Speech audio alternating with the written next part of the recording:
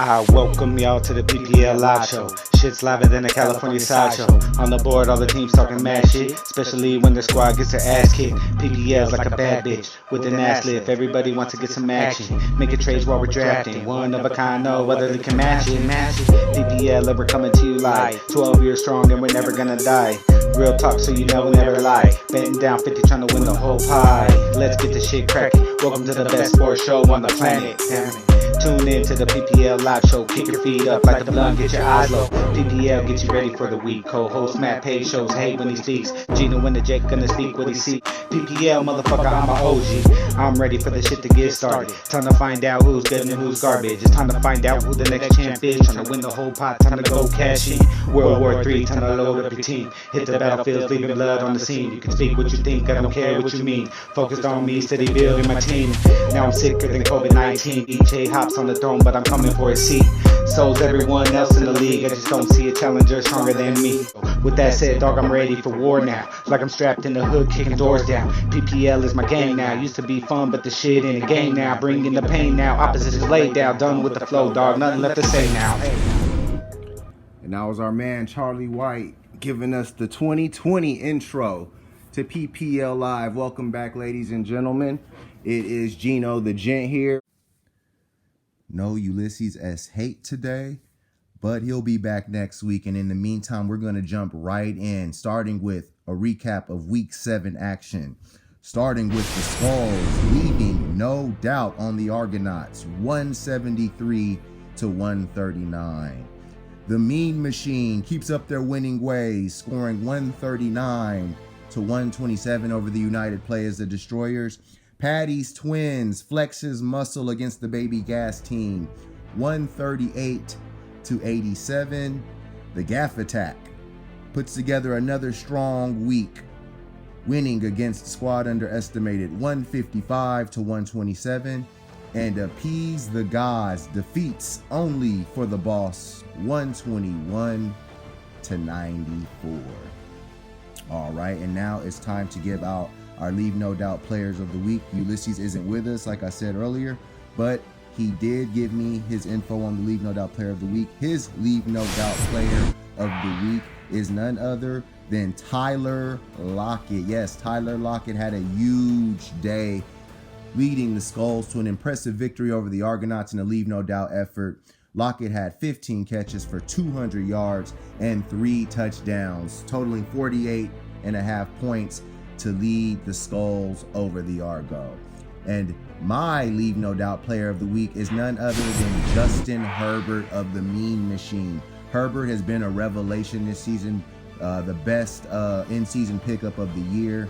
Herbert had 3 touchdowns passing, another one on the ground, and threw for 347 and added another 66 to lead the Mean Machine in a big win over the United Players, the Destroyers. Now attention turns to Week 8 as we start off with our first matchup, the Basement Bowl, as the Baby Gas team takes on the United Players, the Destroyers. All right, both of these teams have not been able to get out of their way. They've had a lot of issues setting lineups, scoring, and everything else you can think of. They have a combined 1 win on the season and a combined 13 losses. So something's got to give in this matchup. The Baby Gas team obviously made the trade, sending Dalvin Cook to the Argo for Jacobs, Roethlisberger, and Antonio Brown. Brown will not play this week, but should be available for the BGT next week. It wasn't the greatest trade ever, but they also needed to do something to solidify other positions, so I don't blame them for making a move. On the United Player side, they have a very, very strong roster, but they just refuse to use it. If they decide to use it, it looks like they've set their lineup this week. They shouldn't have too hard of a time with the Baby Gas team. That said, I got the United Players, the Destroyers, getting their their first win of the season behind a strong effort from Derrick Henry against the Cincinnati Bengals. I got the United Players winning this matchup 127 to the Baby Gas team's 115. And moving on to our next matchup, we go into a pivotal matchup of 3 and 4 teams looking to stay alive in the PPL playoff race as Squad Underestimated takes on Patty's Twins. All right, so Squad got off to a good start Thursday night behind Matt Ryan, getting them a solid 18 points to get everything started. On the Patty's twin side, Aaron Rodgers was back to himself, and that was really helpful in their win. Jonathan Taylor gets back in the lineup, and Giovanni Bernard was a pretty solid pickup, being that Joe Mixon may not play this weekend. As far as squad underestimated goes, they're still waiting on Christian McCaffrey to come back. Looks like the Panthers could have used him Thursday night, and definitely so could squad underestimated. Chris Carson, for as good as the trade was, he's proven to be kind of in and out of the lineup with injuries. It looks like he should be set to go against the 49ers, and I do like that play for squad underestimated. But I have to give credit where it's due with Henderson. Henderson has been an awesome acquisition for squad. He's really made his way in that Rams backfield, and he's looking like a guy the squad can depend on for the rest of the season. Obviously, Thielen is back in the lineup, Kenny Golladay, and I do like Travis Fulgham a lot. On the Twins side, Keenan Allen has benefited from Herbert. I really like the T. Higgins play, the young guy out of Clemson who's making things happen with the Bengals. And, of course, Robert Woods is nothing to sneeze at. That being said, I like squad underestimated intangibles a little bit more. Tampa Bay head coach and defense shouldn't have much of a problem on Monday night with the Giants. I love Kenny Galladay's matchup, and I think Adam Thielen also should get busy along with Travis Fulgham. This is a big week for squad underestimated and Patty's Twins. The loser probably could kiss this season goodbye. The winner stays alive for another week. I say squad underestimated survives this week, 117 to 112.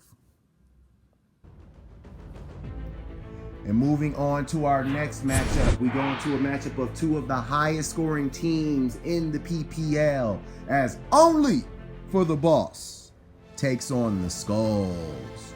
All right, so the Skulls had a big week, leaving no doubt against the Argonauts in a marquee matchup, led by Tyler Lockett's 45 points, and of course another strong showing from Deshaun Watson. This week there will be no Deshaun Watson.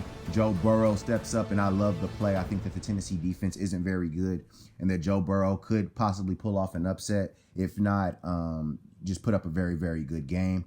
Looks like they're going to go with Le'Veon Bell at the RB position, which should be interesting. And Kareem Hunt obviously has a great matchup with the Raiders. I guess it's looking like Aaron Jones is going to be out another week, which is pretty surprising. I thought that he'd be on track to play, but it doesn't look like it. But the Skulls were able to get by without Aaron Jones last week. I think that they shouldn't be too worried about that. But this time they're playing only for the Boss, not the Argonauts, who can really, really score. Calvin Ridley went down Thursday night. It's going to be a tough replacement for the Boss if he misses any extended period of time.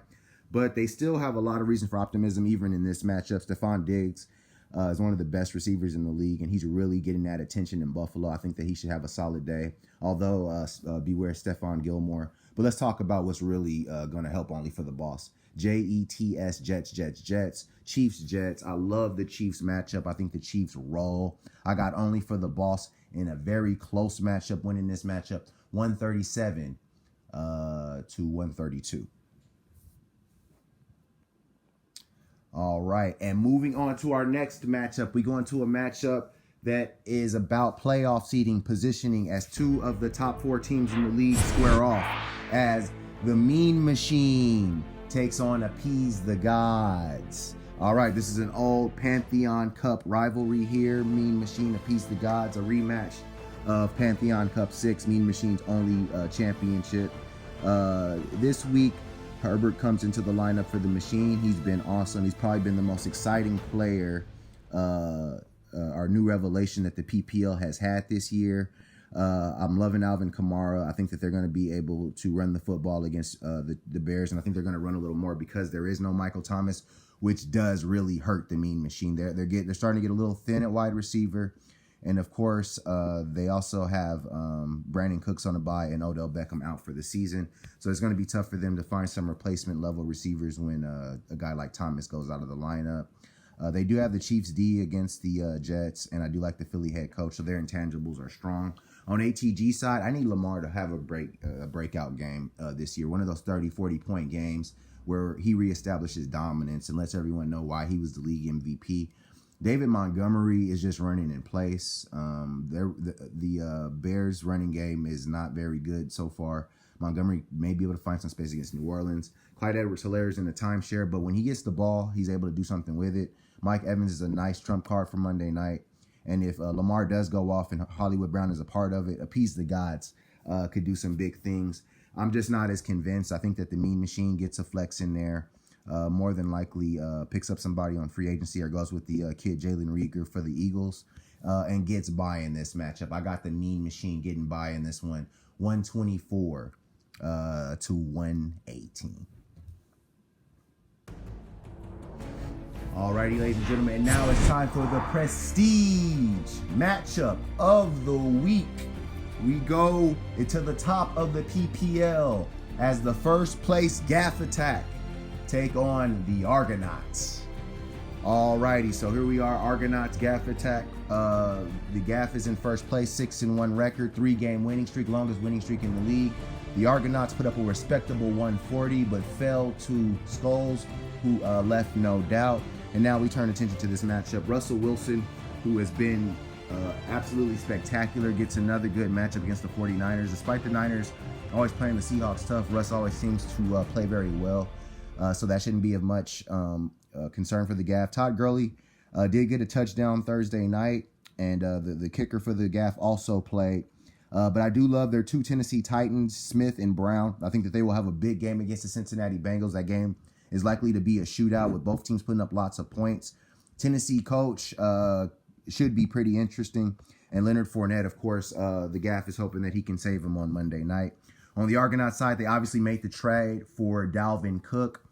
Cook brings in home run ability that Josh Jacobs simply did not have. The risk for the Argonauts, however, is that Dalvin Cook is a more injury-prone player than Josh Jacobs. They put a lot of eggs in this Dalvin Cook basket, and it could blow up on them if Cook can't stay healthy. Of course, Carson Wentz is playing the horrid Dallas defense. Ezekiel Elliott has not looked great. But George Kittle and Devontae Adams should be in pretty good matchups. This matchup is pretty tough to call, but I think that the Argonauts get back on track with a win here.